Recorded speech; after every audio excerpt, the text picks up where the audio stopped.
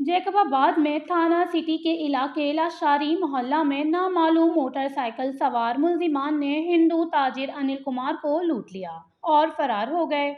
रहसनी की वारदात पर हिंदू बरादरी के अफराद और चैम्बर ऑफ कॉमर्स के रहनुमाओं ने थाना सिटी के बाहर बड़ी तादाद में जमा हुए। मुतासरा शख्स के मुताबिक दुकान से घर जाते हुए मुलजिमान ने रेकी करते हुए रास्ते में ही असलाह के जोर पर यरगमाल बनाया और 30 लाख नकदी रकम, मोबाइल फोन और दीगर कीमती सामान लूट लिया और पलक झपकते ही फरार हो गए। मुतासरा अफराद का मजीद कहना था, रहसनी की वारदात की शिकायत लेकर थाने पहुंचे तो पुलिस भी सिर्फ तसल्लियां दे रही थी।